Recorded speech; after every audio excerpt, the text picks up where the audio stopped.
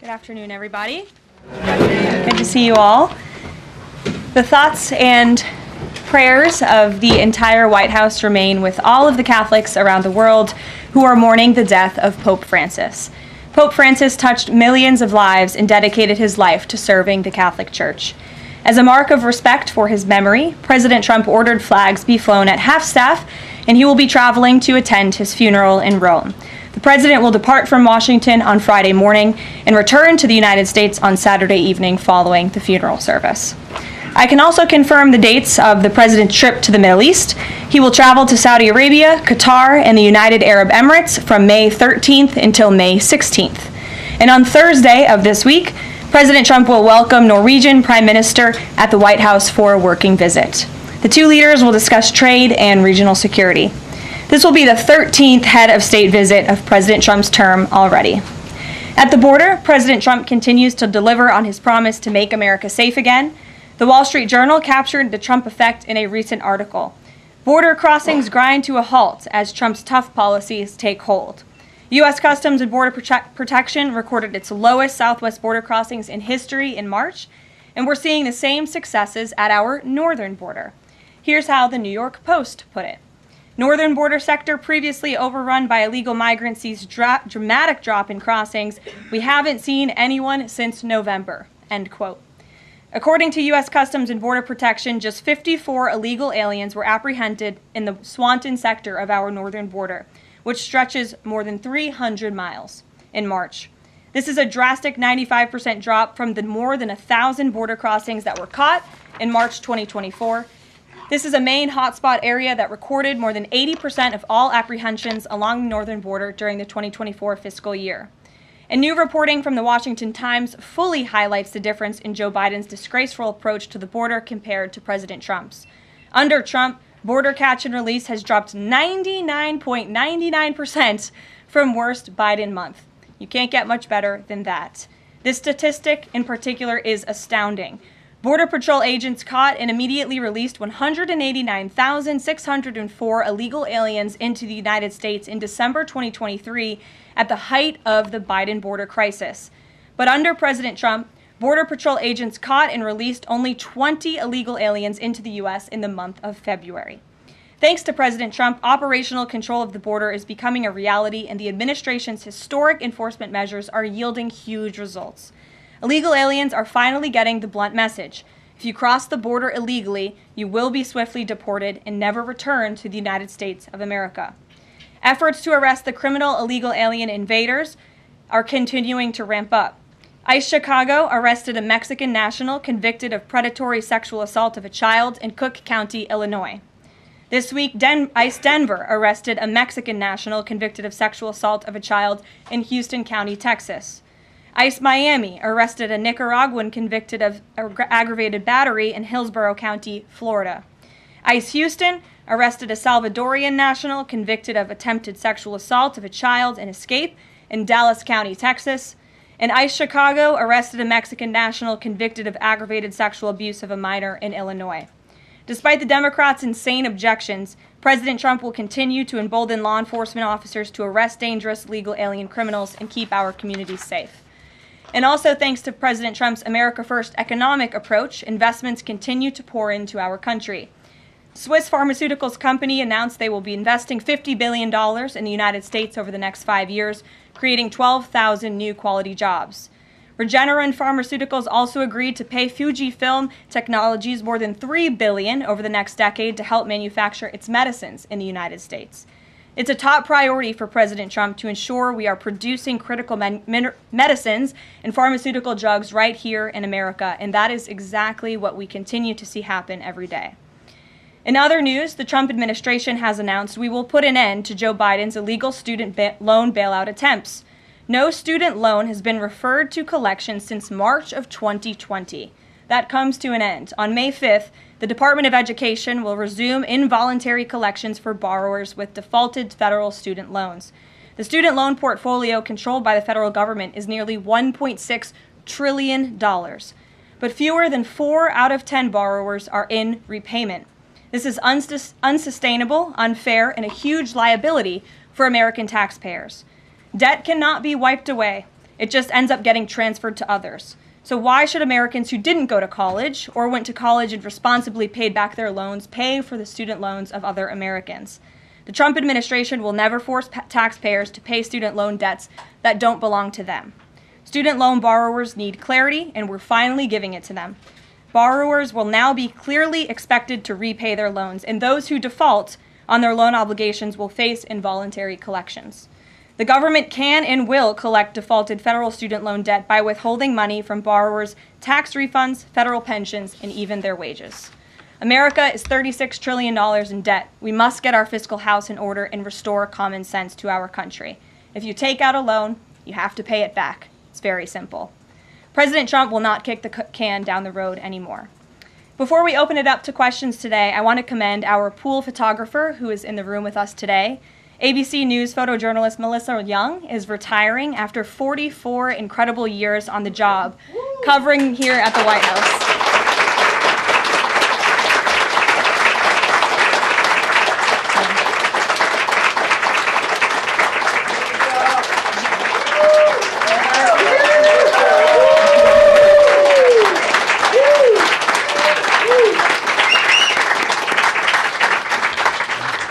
Melissa, congratulations. You have the largest round of applause I've ever heard in this room. So there's something we can all agree on, and you've had an incredible career here covering the White House. So congratulations to you, and we hope you enjoy retirement. I'm sure you will. And everybody else in the room will be very jealous of you as you're enjoying your rest. All right, let's get to it. We have an individual in our new media seat today. His name is Tim Pool. He's a political commentator and a media entrepreneur with millions of followers, a very big platform. Currently hosts Timcast IRL, a daily news and discussions show, and The Culture War, a weekly podcast exploring cultural and political issues. His programs feature in-depth conversations on topics such as free speech, censorship, identity politics, and societal change, often engaging with a diverse range of guests. He's in Washington today because we are also hosting a local media row across the street in the Eisenhower Building, which is a testament to our commitment to bring new voices into the White House to cover the president and this administration. So, Tim, why don't you kick us off today? Yes. Many of the news organizations that are represented in this room have marched in lockstep on false narratives, such as the Very Fine People hoax, the Covington smear, and now what's being called the Maryland Man hoax, where an MS-13 gang member adjudicated by two different judges, I believe, is just simply being referred to as a Maryland man over and over again. Now, in an effort from the White House to expand access to new companies, you've created this new media seat. So I'm wondering if you can comment on following this expansion, you've had numerous outlets disparage the companies that you've had sit here, as well as the reporters. I'm wondering if you could comment on that unprofessional behavior, as well as elaborate if there's any plans to expand access to new companies. Sure. Well, we certainly welcome diverse viewpoints in this room, which is one of the reasons we have you in here, and there's many new faces in this room in comparison to the previous administrations. We want to welcome all viewpoints into this room. We welcome unbiased journalists who really care about the truth and the facts and the accuracy, and you rightfully pointed out the Maryland Man story, which I, from this podium, when The Atlantic published it, on that very first day, I came to this podium and said, this is wrong. The press in this room have this story wrong, and we have seen more and more evidence come to the table that we have had all along. We were always right. The president was always on the right side of this issue to deport this illegal criminal from our community. And it is despicable to see the media continue to refer to this individual as someone who is just a peaceful man living his life in Maryland. This was and always has been an illegal criminal, an MS-13 gang member, and a designated foreign terrorist. And the administration maintains our position to deport these individuals from our community. So thank you for being here, Tim. It's great to see you. Thank you. Dasha, why don't you kick us off? Thank you, Karoline. You're welcome. I really appreciate it. I have two questions, one on the Pentagon and another on the economy. You said on Fox News that the entire Pentagon is working against Secretary Hegseth, but the people who were fired were Hegseth's own guys. So how do you square that, and what do you say to concerns that that's bad management? They were Pentagon employees who leaked against their boss to news agencies in this room, and it's been clear since day one from this administration that we are not going to tolerate individuals who leak to the mainstream media, particularly when it comes to sensitive information. And the Secretary of Defense is doing a tremendous job, and he is bringing monumental change to the Pentagon. And there's a lot of people in this city who reject monumental change, and I think, frankly, that's why we've seen a smear campaign against the Secretary of Defense since the moment that President Trump announced his nomination before the United States Senate. Let me reiterate, the President stands strongly behind Secretary Hegseth in the change that he is bringing to the Pentagon, and the results that he's achieved thus far speak for themselves. Is there an FBI investigation into the leaks? The Secretary said that these people would be prosecuted, so is the FBI investigating? You'd have to ask the FBI, you have to ask the Department of Justice on what they plan to do, but certainly we take leaks with the utmost seriously across this administration. You've seen people fired from the Department of Homeland Security. The President has made it clear it's an unacceptable behavior. And on the economy, Karoline, Peter Navarro said that it's perfectly possible to do 90 deals in 90 days. We haven't seen one just yet. How soon might we see a deal, and what evidence can you share that progress is being made in these trade negotiations? Sure. Well, I spoke to our entire trade team this morning. There is a lot of progress being made. We now have 18 proposals on paper that have been brought to the trade team. Again, these are proposals on paper that countries have proposed to the Trump administration and to our government. You have Secretary Bessent, Secretary Lutnick, Ambassador Greer, NEC Director Hassett, and Peter Navarro, the entire trade team, meeting with 34 countries this week alone. We are moving at Trump speed to ensure these deals are made on behalf of the American worker and the American people. And just yesterday, it seemed to get a little bit lost in the news, and I think it's a disservice to the American public that it did. The Vice President announced terms of reference for a trade deal with India. That is a big deal. We know when we look at the numbers, the monetary trade barriers and the non-monetary trade barriers from India, they have been ripping off the United States and American workers for a very long time. So the fact that the Vice President, with Prime Minister Modi, on that trip in India, announced these terms of reference, which is essentially a framework to move the ball forward to sign a good trade deal between our two nations, is great progress, and it speaks to the work ethic and the real labor that's being put into this effort by the President's trade team. Sure. Go ahead. The proposals that you talk about, is that enough to extend the pauses on these reciprocal tariffs, or does the President need to see, these deals inked and signed to offer any sort of additional extension beyond the 90 days? Well, look, ask me in July when the deadline hits. I know I'll be answering those questions from all of you in this room. There's a lot of time left, and the President's trade team is working, again, at Trump speed as quickly as they can to ensure that these deals can be made. Are any of those conversations yet with China happening? I actually do have something to share on that. I asked the President about this before coming out here, and he wanted me to share with all of you that we're doing very well in respect to a potential trade deal with China. As I mentioned, there have now been 18 proposals in more than 100 countries around the world who are wanting to make a deal with the United States of America, and the President and the administration are setting the stage for a deal with China. So we feel everyone involved wants to see a trade deal happen, and the ball is moving in the right direction. Sure. Setting the stage for a deal with China, what does that mean? Has the President spoken directly with Xi yet?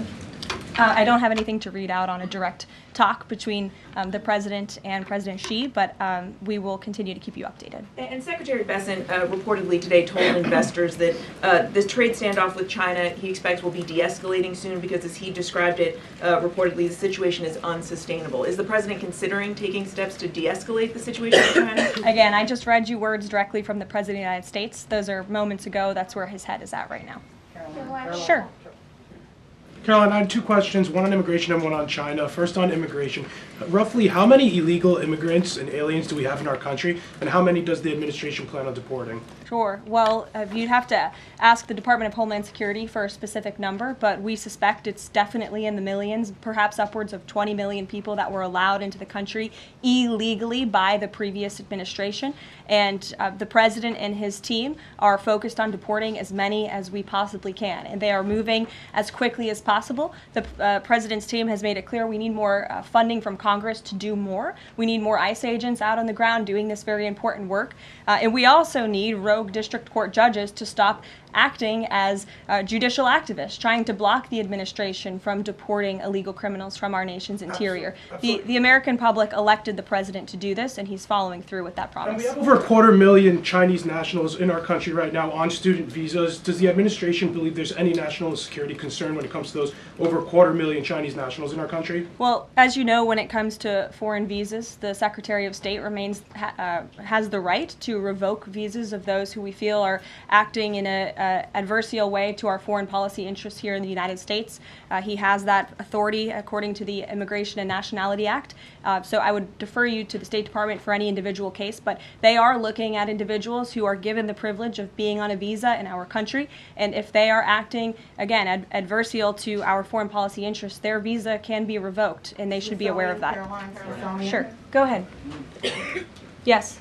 I'm calling on you. Thank you, Caroline. You're welcome. Over the last few weeks, several countries have warned their citizens about travel to the U.S., and the Department of Commerce's own stats know that show that from a lot of countries, the number of visitors is falling. Does the White House have any message for people that might be reconsidering business or tourism travel to the U.S.? Where did you see that report?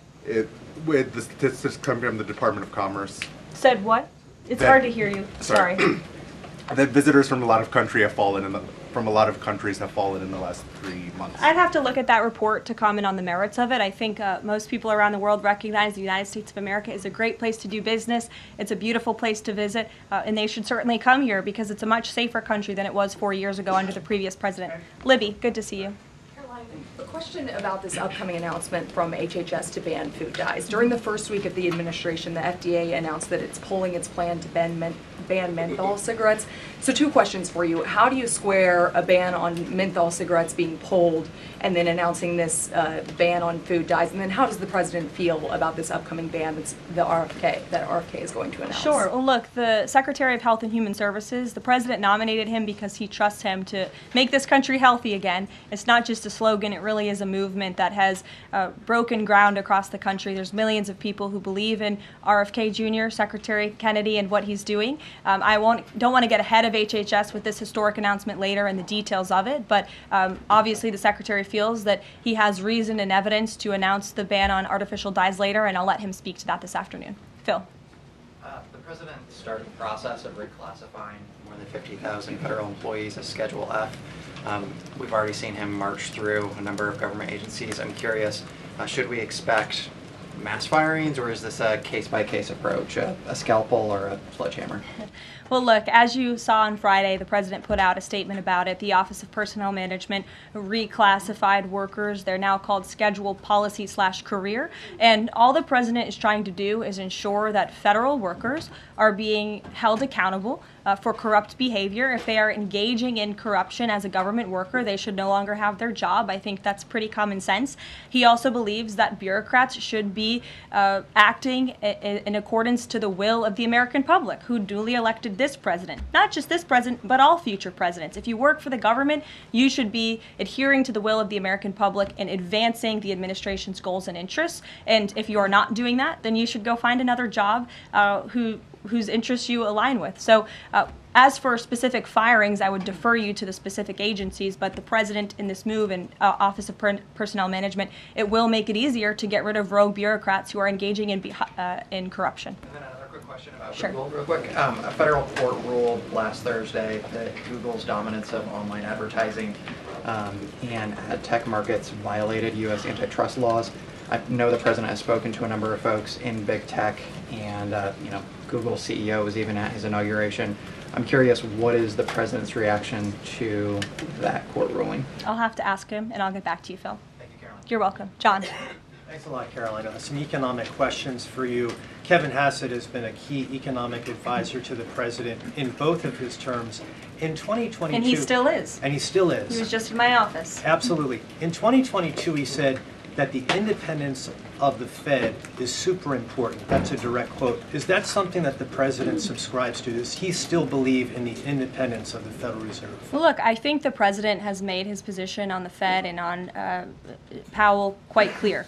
The president believes that they have been making moves and taking action in the name of politics rather in the name of what's right for the American economy. The president has the right to express his displeasure with the Fed, and he has the right to say he believes believes interest rates should be lower. He believes Americans should be able to borrow money cheaper than they currently are right now. And I also spoke to Kevin Hassett about the Fed as well, and he has called into question the Fed's independence and whether they are actually doing things, again, out of the best interest of the economy, or are they doing it for partisan reasons. The president wants to see interest rates lower. He has made that quite clear. We've also seen, Sure. if I may, I'm sorry, one more, Caroline, just about, I said 2 economic questions. About the dollar, we've seen the dollar at multi-year lows versus the euro and other currencies around the world. Is it the administration's policy for a strong dollar? How does it view the dollar versus other currencies around the world? The president wants to see the dollar remain as the world's reserve currency for our long-term fiscal stability and our economic growth. He's been quite clear about that. Sure. 2 questions. And then to the woman behind you, who I haven't seen before, welcome. Go ahead, Mary. Earth Day and then the Supreme Court, if that's okay. That's right. It's Earth Day. Yes. Happy Earth Day, everyone. I saw the president truthing about the garbage pileup from China in the Pacific, and then I believe Lee Zeldin is headed to San Diego to investigate the pile of sewage from Mexico. Can you speak to what the White House has planned for Earth Day and anything in that arena? Sure. I do have points from the EPA. Administrator Zeldin's doing a fantastic job, and they are always sharing their accomplishments with the White House, which we very much appreciate. He will be traveling. I believe he's in California today for sewage situation. Here you go. Administrator Zeldin met with his Mexican counterpart to discuss steps Mexico needs to take to ensure the water entering the United States is clean and safe. And he's holding a press conference in San Diego today with elected officials and local stakeholders on the Tijuana River sewage crisis. I would also add from the president himself, he has always maintained he wants America to have the cleanest air and the cleanest water. And we want to do what's right for our environment and for our earth. And a lot of that is making sure that we have clean and sustainable energy, and we know that we produce natural gas cleaner and more efficiently than any country in this world, and the president wants to see that continue. Thank you. And then on the Supreme Court, I know the court is hearing a case dealing with parents who don't want their kids having to read gender ideology books in schools. Can you comment on that case and what the Trump administration hopes to see come from that? Sure. We hope the Supreme Court will do the right thing, and the president has been very clear. He stands on the side of parental rights, and he believes strongly that parents should have a greater say in their children's education and the content, if you will, that children are being exposed to in our public school system. Sure. Go ahead. Caroline, thank you. Hi. I'm Karoline Leavitt with World News Group. The administration ended some temporary protections for Afghans, including several hundred Christians who have been punished by the Taliban.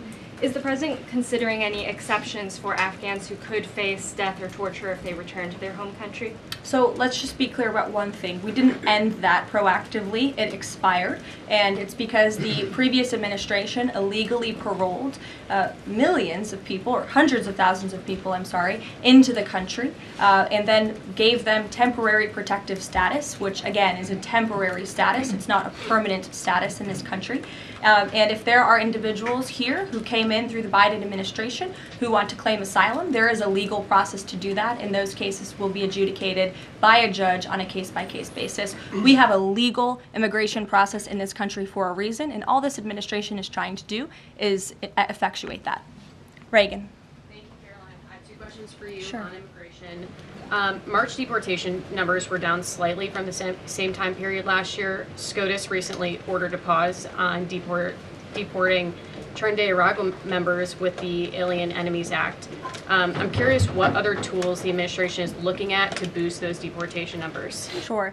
Well, we are obviously complying with the court's order. However, it was a temporary pause. The Supreme Court basically said, sit tight, and they will follow up with an order, and we're confident that the Supreme Court will rule on the side of law and recognize the president absolutely has the executive authority to deport foreign terrorists from our nation's interior under the Alien Enemies Act.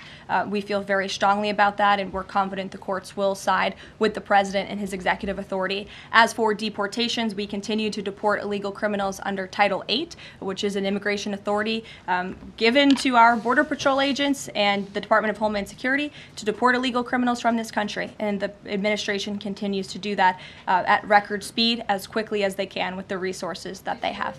The DOJ recently dropped charges against the MS-13 leader caught in Woodbridge, Virginia, with the idea that this will expedite the deportation process. Does the administration plan to drop charges against other criminal illegals to speed along the deportation process? You'd have to ask the Department of Justice. Obviously, that's within their purview, and I can't speak for them. However, it is our goal to deport as many illegal criminals and aliens from our country as we possibly can, as quickly as we can. Jackie. Thank you, Caroline. We've heard so much about this Saudi trip planning, and the president's mentioned it himself before, but I don't think we've ever heard on the record what he hopes to achieve in Saudi Arabia and what the purpose of the trip is. Sure. Well, the president looks forward to this. It was supposed to be his first foreign visit, but of course now he is going to Rome this weekend to honor the Pope and attend the funeral. The president looks to strengthen the ties between the United States and these countries in which he will be visiting. He'll be having many bilateral meetings and talks, and we look forward to the trip and hope to see many of you there. And the meetings in London this week, do they have any nexus with the plans in Saudi Arabia? I can't speak to that. However, I do have an update on meetings when it comes to the Russia-Ukraine war. I was just in the Oval Office with the President, Steve Witkoff, and they wanted everybody to know that the negotiations continue. We feel, again, we're hopefully moving in the right direction, and the special envoy, Steve Witkoff, will be heading to Russia again later this week to continue talks with Vladimir Putin. Is that why Rubio is not heading to London? Is he accompanying Witkoff to Moscow? I can't speak for the Secretary of State's travel schedule. I'd defer you to the Department of State. And then more broadly, just about the peace agreement, the talks that are ongoing. Rubio had said, Secretary Rubio had said that if things don't go the right way, that the U.S. might need to take a step back. What does stepping back look like? Is that a step back from brokering peace, or would that imply a broader withdrawal from U.S. support for Ukraine and the war? Look, I think it would be unwise for me to broadcast that from this podium. Ultimately, that's a decision for the president to make, but he's made it very clear he wants to see peace, he wants to see this war end, and he wants to stop the killing on both sides of this war, and he's been very clear about that for quite some time, and he has grown frustrated with both sides of this war, and he's made that very known. Caroline, Brian. thank you. Thank you, Caroline. Last week, the president talked about nonprofit groups, specifically taking on Crew, and he hinted that there could be further actions taken against nonprofits. Does the White House have any plans for any sort of actions against NGOs, nonprofits, or other similar groups? Is any of that coming up? Is that being worked on at this time? I'll have to check in with our policy team and get back to you. Sure. Thank you, Caroline. Travis Gilmore with the Epoch Times. Are some colleges using taxpayer funds to further political agendas? And what is the administration's response to Harvard's lawsuit? Sure. Well, the president has made it quite clear that it's Harvard who has put themselves in the position to lose their own funding by not obeying federal law. And we expect all colleges and universities who are receiving taxpayer funds to abide by federal law. It's quite simple. And the president made it clear he's not going to tolerate violations of federal law. He's not going to tolerate illegal harassment and violence towards Jewish American students or students of any faith on our campuses across the country. And so we will be responding to the lawsuit in court. And again, it's quite simple. If you want federal dollars, obey federal law. And just a quickly follow up on China. Any response to reports that China is targeting U.S. trade allies with potential retaliatory measures for supporting U.S. agendas?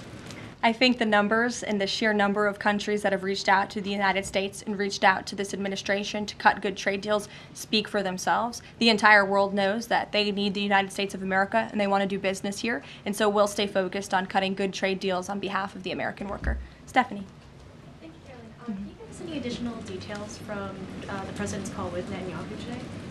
I did speak to the president about it. It was a good call. They spoke particularly about Iran and the negotiations that are underway with Iran and the United States. And the president has made it very clear repeatedly, but I'll reiterate, there is no daylight between the United States of America and the State of Israel. He stands strongly behind our ally. He's made it quite clear when it comes to Iran that we want to see a deal, and Iran has a choice to make. But the president has also made it very clear, and he reiterated that in his call with Prime Minister Netanyahu today about the need for Iran to never obtain a nuclear weapon.